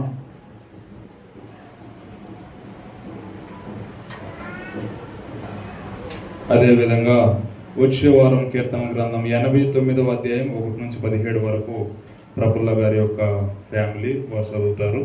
సండే స్కూల్ 4 గంటలకి యథావిధిగా జరుగుతుంది కనుక మీ చుట్టుపక్కల ఉన్నటువంటి పిల్లలను మీరు పంపించడానికి ప్రయత్నం చేయవలసిందిగా మనం చేస్తూ ఉన్నాం. వీటిని మీరు మనసులో ఉంచుకొని కార్యక్రమాలు ఎప్పుడు మీకు ఖాళీ ఉన్నా సరే మన గ్రూప్లో మెసేజెస్ వస్తూ ఉన్నాయి కనుక ప్రార్థనలన్నిటిలో ఒక్కరోజు కూడా ఖాళీ లేకుండా దేవుని సన్నిధిలో ఉండడం ఎంతైనా అది మంచిది అని జ్ఞాపకం చేస్తూ ఉన్నాను. అదేవిధంగా మనం కింద చర్చ్ కన్స్ట్రక్షన్ కంప్లీట్ చేసిన తర్వాత అక్కడతో దాన్ని ఆపాలని మనం అనుకున్నాం. అయినప్పటికీ పైన కూడా ఇది వేస్తే బాగుంటుంది అనేటువంటి ఆలోచన మీ ముందు పెట్టినప్పుడు దాంతోనే చాలామంది సహకరించడం ద్వారా దేవుని కృప వలన అది జయకరంగా జరగడానికి దేవుడు కృపను చూపారు. దానికి కలిగినటువంటి ఖర్చులు కూడా చెప్తే ఇక్కడ వరకు కంప్లీట్ అయిపోతుంది. తర్వాత పై స్లాబ్ నుంచి ఇంకో అకౌంట్ స్టార్ట్ చేస్తాం. ఆల్రెడీ మనం చర్చికి రికార్డ్ స్టార్ట్ చేసేందుకు ముందే చెప్పాను. చర్చి కన్స్ట్రక్షన్ రికార్డ్ అని ఒకటి ఉంది. దీనిలో ఇచ్చేటువంటి ప్రతిదీ నోట్ చేయడం జరుగుతుంది. దీనికి గాను వచ్చినటువంటి కానుకలు రజనీ గారు 10,000 ఇచ్చారు, సుప్రియ గారు 10,000 ఇచ్చారు, తర్వాత జయాంటి 1,000 రూపాయలు, అనగా ఇంతకుముందు కంటిన్యూషన్లో వాళ్ళు 1,000 రూపాయలు ఇచ్చారు. సుధా గారు 2,000. మొన్న హానోకు వచ్చినప్పుడు ఆయన కూడా చెప్పినప్పుడు హానోకు ఒక 2,000 ఇవ్వడం జరిగింది. అనుషక్క 1,000 రూపాయలు ఇచ్చారు. ఇంతకుముందు మన చర్చి దాంట్లో ఎంత ఉన్నాయి మిగిలిన కింద వేసినప్పుడు 4,500 రూపాయల వరకు ఉన్నాయి. సో ఆ 4,500 రూపాయలు మొత్తం మన దగ్గర ఉన్నాయి. 30,500 రూపాయలు మన దగ్గర ఉన్నాయి. అయితే ఇప్పుడు వరకు మనం చేసినటువంటి పనులు ఈ మొత్తం పెట్టుకోడ మొత్తం కట్టడం జరిగింది. దానికి ప్లాస్టింగ్ కానీ మొత్తం జరిగింది. తర్వాత ఇవి పిల్లర్స్ వేయడానికి బాక్సెస్కి 400 రూపాయలు, ట్రావెల్కి రిక్షాకి ఓన్లీ తీసుకురావడానికి 300 అడిగారు. మళ్ళీ తీసుకెళ్ళడానికి 300 ఎక్కడ ఇస్తామని చెప్పి అగస్టిన్ అడిగితే చిన్నగారు రిక్షా తీసుకుని వెళ్ళి రిటర్న్లో ఫ్రీకి ఇచ్చేసాం. రావడానికి మాత్రం 300, అంటే ఇది 700. తర్వాత ఐరన్ 14,430 రూపాయలు, సిమెంట్ 17 కట్టలు, ఇక్కడ 10, తర్వాత చుట్టూ ప్లాస్టింగ్ కానీ కట్టుబడికి కానీ 17 కట్టలు, 5,610 రూపాయలు. 3 రోజులు మేస్త్రులు పనిచేశారు. 2 మేస్త్రులు, వారికి 6,000 రూపాయలు. కూలీలు 3 వచ్చారు. రోజుకి 800 చొప్పున 2,400 రూపాయలు. పిల్లర్స్ వేసే రోజు నైట్ ఒక మేస్త్రి మనతో ఉన్నారు. మరలా తెల్లారి 5 వరకు పిల్లర్స్ వేయడం జరిగింది. దానికి 2 మేస్త్రులు ఉన్నారు. 2 ఉన్నప్పటికీ ఈ రెండింటికి కలిపి నేను 2,000 ఇస్తానని చెప్పినప్పుడు వారు ఓకే అన్నారు. దీనికి గాను పిల్లర్స్ కానీ పెట్టుకోవడానికి కానీ దాని ప్లాస్టింగ్ కానీ కట్టుబడికి కానీ మొత్తానికి సుమారుగా 3.5 రోజులు 2 మేస్త్రులు, ఒక కూలి. ఆటోమేటిక్గా మేము కూడా ఉంటాను. ఆగస్టిన్ ఉన్నాడు పోయిన వారం అంతా, నేనున్నాను, నానున్నారు, ఎవరో ఒకరు ఉంటూనే చేస్తూ ఉండడం ద్వారా ఈ పిల్లర్స్ కానీ పెట్టుకోవడం కానీ అన్నీ కంప్లీట్గా అయినటువంటి ఖర్చు 33,640 రూపాయలు. మన దగ్గర ఉన్నటువంటి డబ్బులు 30,500 రూపాయలు మైనస్ 3,140 రూపాయలు మైనస్కి వచ్చేసింది. పోయిన ఇంతకుముందు చదివినప్పుడు 4,500 ప్లస్ అయితే ఇప్పుడు 3,140 రూపాయలు మైనస్లో ఉంది. దేవుని కృప వల్ల చక్కగా పిల్లర్స్ కూడా కంప్లీట్ అవ్వడానికి దేవుడు కృప చూపెడితే తక్కువలోనే అవుతుంది అనుకున్నాం. ఎలా చేయాలనుకున్నప్పుడు వెంటనే సుప్రియ కానీ రజని గారు కానీ ఇంక మిగతా వాళ్ళు ఇవ్వాల్సిన వారు కూడా ఇవ్వడం ద్వారా ఇంకా ధైర్యంతో ఆ పనిలో ముందుకు వెళ్ళడం ద్వారా చక్కగా పని జరిగింది. మీరు సహకరిస్తున్నటువంటి విధానాన్ని బట్టి నా మట్టుకు నేను చాలా సంతోషిస్తూ ఉన్నాను. ఇంత త్వరగా ఒక్కొక్క పని అవుతుందని నా మట్టుకు నేను అనుకోలేదు. అయినప్పటికీ దేవుడు కృప చూపిస్తూ ఉన్నారు. ఇంకా సుమారుగా పై స్లాబ్ మొత్తం కంప్లీట్ అయ్యి ఇప్పుడు ఈ యాసకాలం వరకు మనం కష్టపడాల్సిందే. దేవుని చిత్తమైతే నెక్స్ట్ యాసకాలం లోపే చక్కగా స్లాబ్ వేసుకోవడానికి, సీలింగ్ చేసుకోవడానికి కూడా దేవుడు కృప చూపుతాడని నా మటుకు నేను నమ్ముతున్నాను. మీరు ప్రార్థించండి, సహకరించండి. ఇంకా రెండవ స్లాబ్ సుమారుగా మనకి ఎంత అవసరం? 6 లక్షల వరకు అవసరం. 5 లక్షల చేతిలో లేదే ఈసారి పని స్టార్ట్ చేయలేను. ఎందుకంటే పైది చాలా పెద్దది కాబట్టి కొంచెం మనం అన్ని చూసుకునే స్టార్ట్ చేద్దాం. దేవుడి చిత్తమైతే ఈ సంవత్సరంలో అవ్వడానికి దేవుడు క్షణంలో చేయగలడని నా మటుకు నేను నమ్ముతున్నాను. కానీ డేట్ అయితే చెప్పం. మనం అప్పటికప్పుడు ఒక్కొక్కరు కొలుపుకొని చేస్తాం. శిలాపలకానికి కూడా నేను వెళ్ళి ఎస్టిమేషన్ మొత్తం వేసుకుని వచ్చిన తర్వాత పోయిన వారం మన చర్చి వాళ్ళే చెప్పినటువంటి ఇంకో మాట ఏంటంటే, మనం ఇప్పుడు ఒకటి వేస్తాం, దానికి 7,000 అవుతుంది, మళ్ళీ రెండోది అయినప్పుడు కూడా వేయాలి కదా, ఆ 7,000 ఏదన్నా ఉంటే చర్చికి దేనికన్నా వాడవచ్చు. కాబట్టి 2 కంప్లీట్ అయిన తర్వాత అన్ని ఫ్యామిలీస్ ఇచ్చేసి ఉంటాయి కాబట్టి ఎక్కువ అమౌంట్ వస్తుంది. అన్నీ ఒకేసారి వేద్దాం కాబట్టి ఫస్ట్ దానికి వద్దు అన్నారు. అయినా మాట ఇచ్చాను కదా వేస్తా అన్నప్పుడు మన వాళ్ళు అన్నారు, మేమే కదా, మాకు ఏ ప్రాబ్లం లేదు, ఆ 7,000 ఇంక దేనికన్నా యూజ్ చేద్దాం, 2 అయిన తర్వాత ఒకటే వేద్దాం అన్నారు. కాబట్టి దాన్ని ఆపి ఈ స్లాబ్ కూడా అయిపోయిన తర్వాత టోటల్ అమౌంట్ మొత్తం ఒకే దానిలో ఇవ్వడానికి ప్రయత్నం చేస్తాం. కాబట్టి మీరు అందరూ ప్రార్థించండి, సహకరించండి. మీ సహకారాన్ని చూపించి దైవ పనిలో ఈ యొక్క స్లాబ్ విషయంలో మీరు సహకరించవలసిందిగా ప్రేమపూర్వకంగా కోరుతున్నాను. అందరూ లేచి నిలవబడినట్లయితే కానుకల పాట పాడుతూ ఉండగా కానుకల సమర్పణ చేయదు.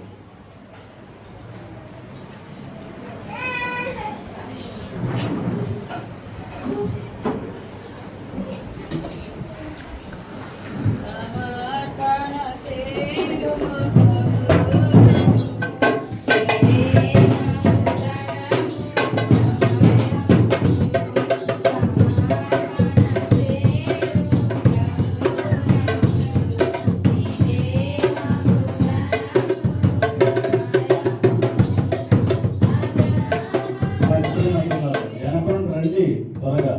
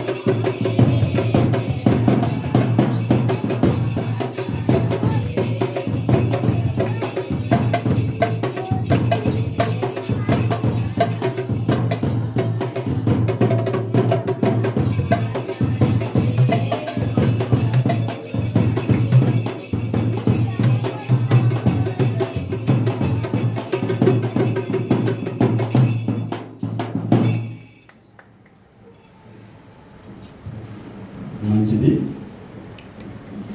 ప్రార్థన ఆశీర్వాదంతో మనం సెలవు తీసుకుపోతున్నాం.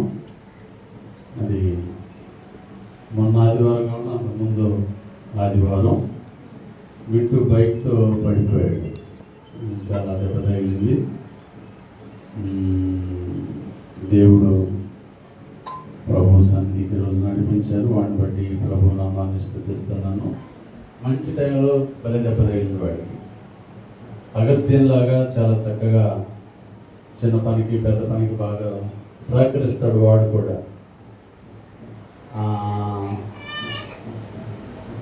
వాడు దెబ్బతింటం వలన ఒక కాలు పడిపోయినట్టు అనిపించింది నాకు. ఏది ఏమైనా అగస్టిన్ అలాగే వింటును బట్టి నేను ప్రభు నామాన్ని స్తుతిస్తున్నాను. మరి ఇంట్లో పిల్లలాగా వాళ్ళు ఎంతో సహకరిస్తున్నారు. అలాగే మరి మనతో పాటు కొన్ని 1-2 సంవత్సరాలు కలిసి ప్రభుని ఆరాధించి మరి వారికి ఉన్నటువంటి పరిస్థితుల దృష్ట్యా వారి ప్రాంతానికి వెళ్ళి మరలా ఈరోజు మనతో కలిసి ప్రభు నామాన్ని స్తుతించినటువంటి ప్రవీణ సిస్టర్ని బట్టి ప్రత్యేకంగా దేవుని స్తుతిస్తున్నాను. దేవుడు వారిని బలపరచును గాక. అలాగే మరి ఈ పని విషయంలో మా బాబు చాలా బాధ్యత తీసుకొని, నేను ఎప్పుడు వాడిని ఇంతవరకు కష్టపెట్టలా ఈ పని కూడాను. పాపం ఎండనక వాననక చాలా ముక్కుతూ మురుగుతూ చాలా పని చేస్తున్నాడు. తనను బట్టి కూడా ప్రభునామాన్ని స్తుతిస్తూ ఉన్నాను. దేవుడు ఒక్కొక్క టైంలో ఒక్కొక్కరిని లేపి ఆయన పనిని జరిగిస్తూ ఆయన రాజ్యాన్ని కడుతూ ఉన్నారు. అందరిని బట్టి స్తోత్రం చెల్లిస్తూ మీకు అందరికీ నిండారులుగా దేవుని ఈవులు కలగాలని సంఘ కాపరిగా నా ప్రార్థన. ఆమేన్.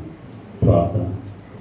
సర్వోన్నతుడు అయిన మా తండ్రి, మమ్మల్ని మిక్కిలిగా ప్రేమించి నీ కృపలో భద్రపరిచి మాట్లాడిన దేవా స్తోత్రాలు.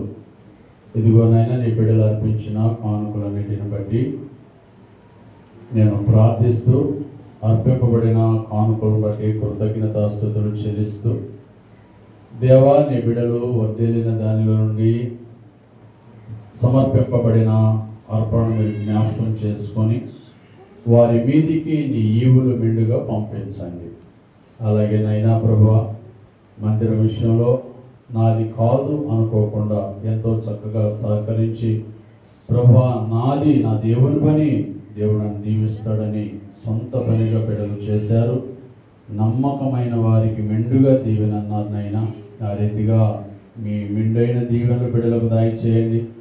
అలాగే నాయనా మరి చిన్న సహోదరుడు కొరకు కూడా ప్రార్థిస్తున్నాము. ఆయా సమయాల్లో కలుసుకుంటూ ప్రభువా ఎంతో చక్కగా మాట్లాడుతూ ప్రోత్సహిస్తున్న బిడ్డను బట్టి మీకు వందనాలు చెల్లిస్తూ ఉన్నాను. ప్రభువా కృపలో వర్ధిల్ల చేయండి. అలాగే నా ప్రభువా నీ బిడ్డలకు కావలసిన సమృద్ధిగా ఆహారాన్ని మీరు దయచేయమని ప్రార్థిస్తూ ఉన్నాను. నైనా కష్టమైన ఇది కష్టమే కానీ దేవునిది అని బిడ్డలు కష్టకాలంలో కూడా చేసిన పనిని బట్టి నైనా మీరు చూశారు. ప్రతిఫలం దయచేయండి అయ్యా. వారి భర్తలను దీవించండి అయ్యా. వారి బిడ్డలను మీరు దీవించండి. ఉద్యోగాల కొరకు సిద్ధపడుతున్న బిడ్డల కొరకు, చదువుల కొరకు, మరొక క్లాస్ వెళుతున్న బిడ్డల కొరకు నేను ప్రార్థిస్తున్నాను. ప్రభు చెప్పండి. ఎండలు చూస్తే చాలా విరివిగా ఉన్నాయి ప్రభా. నైనా బిడ్డలు మీరు కాపాడండి. అలాగే పైన స్లాబ్ విషయంలో కూడా దాతలను మీరు ప్రేరేపించండి ప్రభువా. ఎవరెవరి ద్వారా మీరు కార్యాలు చేయబోతున్నారో మాకు తెలియదు కానీ మేము మాత్రం ప్రార్థిస్తున్నాం. సమూహంగా ప్రార్థిస్తున్నాం, సంఘంగా ప్రార్థిస్తున్నాం, ఒంటరిగా ప్రార్థిస్తున్నాం, ఏకాంతంగా ప్రార్థిస్తున్నాం ప్రభువా. ఈ ప్రార్థన ద్వారా మీరు ఏదో ఒక గొప్ప వింతైన కార్యాన్ని చేయబోతున్నారు. అందును బట్టి మీకు కృతజ్ఞతాస్తుతి స్తోత్రాలు చెల్లిస్తూ అయా ప్రభా శ్యామను బట్టి కూడా మీకు వందనాలు చెల్లిస్తూ ఉన్నాను. బిడ్డను బలపరచండి. ఇక్కడున్న చిన్న పెద్ద అందరినీ దీవించండి. యేసు నామమున ప్రార్థిస్తున్నాను తండ్రి.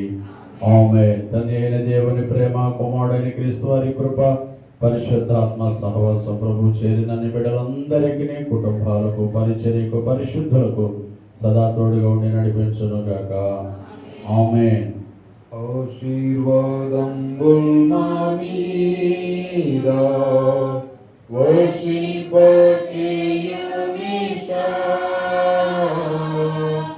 ఆశీర్వాదనంపియున్నాము నీ సత్యవర్ధకము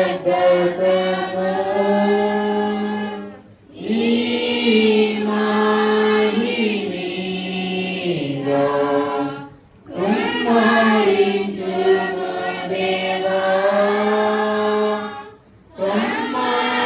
ప్రేమ